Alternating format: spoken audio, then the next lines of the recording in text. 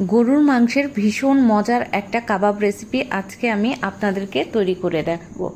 এই কাবাব রেসিপিটা যদি একবার বানিয়ে খান তাহলে কিন্তু বারবারই বানিয়ে খেতে ইচ্ছে করবে। কাবাবটা এত বেশি মজার হয়, ওপর থেকে ক্রিস্পি আর ভেতর থেকে কিন্তু একেবারে জুসি হবে। এই কাবাব রেসিপিটা তৈরি করা খুবই সহজ আর খেতে অনেক বেশি মজার। তো চলুন রেসিপিটি আমি আপনাদের সাথে শেয়ার করছি, আশা করব রেসিপিটি ভালো লাগবে। তো ফার্স্টে আমি একটা মিক্সিং বলে নিয়ে নিচ্ছি মসুরির ডাল আর 5 পিস গরুর মাংস। এখানে আমি গরুর মাংস দিয়েই কাবাবটা তৈরি করব। আর নিয়ে নিলাম 2টা শুকনো মরিচ, একটা রসুন, সব কিছু ভালোভাবে ধুয়ে নিলাম। এবার আমি গরুর মাংসটা একটু কিমা করে নিব। তো গরুর মাংসটা আমি কিমা করে নিলাম, এতে করে কাবাবটা তাড়াতাড়ি বানানো হবে। একটা রসুন আর 2টা শুকনো মরিচ দিয়ে দিলাম, 1 টেবিল স্পুন আদার পেস্ট, 1/2 টেবিল স্পুন জিরার পেস্ট দিয়ে দিলাম, লবণ দিয়ে দিচ্ছি স্বাদ মতো, 1/2 টিস্পুন হলুদ গুঁড়া, 1/2 টিস্পুন লাল মরিচের গুঁড়া দিয়ে দিচ্ছি। এবার দিয়ে দিব কাবাব মশলা। অবশ্যই কাবাব মশলা দিবেন, কাবাব মশলা ছাড়া কিন্তু এ কাবাব খেতে ভালো লাগবে না। তো দিয়ে দিলাম 1 টেবিল চামচ পরিমাণ সয়া সস, দিয়ে দিচ্ছি 1 টেবিল চামচ পরিমাণ, 1/2 কাপ পানি দিয়ে সব কিছু খুব ভালোভাবে মিশিয়ে নিতে হবে।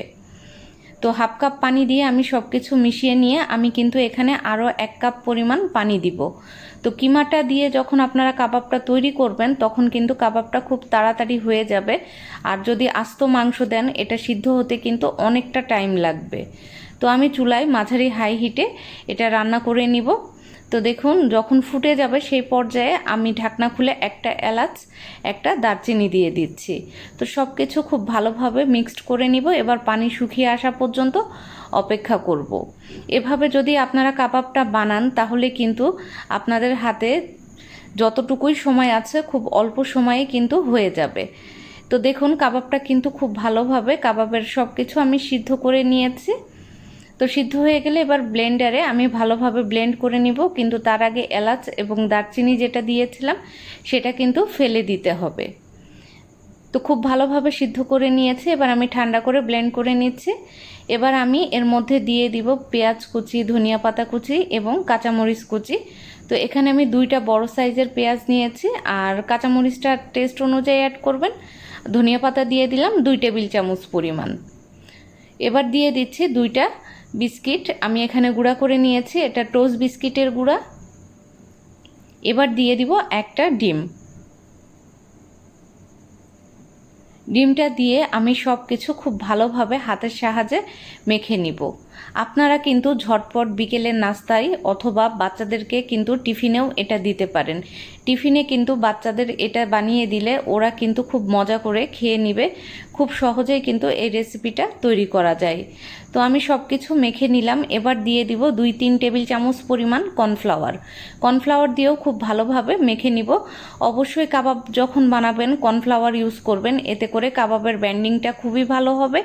আর উপর থেকে একটা ক্রিস্পি ভাব আসবে আর ভেতর থেকে কিন্তু একেবারে জুসি থাকবে। আর কাবাবটা বানানোর পরে কিন্তু হাতে যখন আপনারা নিবেন তখনই কিন্তু বুঝতে পারবেন এটা কিন্তু ভেঙে যাবে না বা একেবারে নরম থাকবে, এরকম কোনো কিছুই হবে না। কর্নফ্লাওয়ার দিয়েই বানানোর ট্রাই করবেন। তো হাতে তেল লাগিয়ে নিয়েছি, এবার আমি কাবাবের শেপটা দিয়ে নিব। আপনারা ছোট বড় মাঝারি যে যেরকম শেপ পছন্দ করেন ওভাবেই কিন্তু দিয়ে নিতে হবে। তো 5 পিস মাংস দিয়ে কিন্তু আজকে আমি অনেকগুলো কাবাব বানিয়ে নিয়েছি। আর এই কাবাবটা খেতে যে কি মজার এটা আপনারা জাস্ট একবার বানালেই বুঝতে পারবেন। এটা কিন্তু চাইলে পোলাও, খিচুড়ি অথবা পরোটার সাথেও আপনারা সার্ভ করতে পারেন। সবগুলো বানিয়ে নিলাম। তেল গরম করে আমি একে একে কাবাবগুলো দিয়ে দিচ্ছি। আর এখানে কিন্তু একটু বেশি তেলেই কাবাবগুলো ভেজে নিতে হবে। এক পাশ যখন গোল্ডেন কালার হয়ে যাবে তখন কিন্তু কাবাবগুলো উল্টিয়ে দিতে হবে। তো দেখুন এক পাশ কিন্তু গোল্ডেন কালার হয়ে গেছে, তো আমি কাবাবগুলো উল্টিয়ে দিচ্ছি। আর এভাবে কিন্তু বেশ কয়েকবার উল্টিয়ে পাল্টিয়ে ভেজে নিতে হবে। আর আপনারা স্ক্রিনে দেখেই বুঝতে পারছেন কাবাবটা কিন্তু একেবারে খুলে যায়নি বা ভেঙে যায়নি। আমি যেভাবে দেখিয়েছি স্টেপ বাই স্টেপ যদি ফলো করেন তাহলে কিন্তু আপনাদের কাবাবও অনেক বেশি পারফেক্ট হবে। আর এই রেসিপিটা আমি কিন্তু অনেক সহজ করে আপনাদের সাথে শেয়ার করেছি। আশা করব আমার আজকের রেসিপি আপনাদের ভালো লেগেছে। আপনারাও বাসায় অবশ্যই ট্রাই করে দেখবেন এই কাবাবটা। আর এখন যেহেতু কোরবানির সময় সবার কাছেই কিন্তু গরুর মাংস কম বেশি আছে, তো খুব সহজেই কিন্তু এই কাবাবটা আপনারা বানিয়ে নিতে পারবেন। তো সবগুলো আমি বানিয়ে নিয়েছি, আর আমি বাকি যেগুলো আছে সেগুলো কিন্তু একইভাবেই ভেজে নিব। তো আমি সবগুলো ভেজে তারপর আপনাদের সাথে সার্ভ করে দেখাচ্ছি কাবাবগুলো কেমন হলো।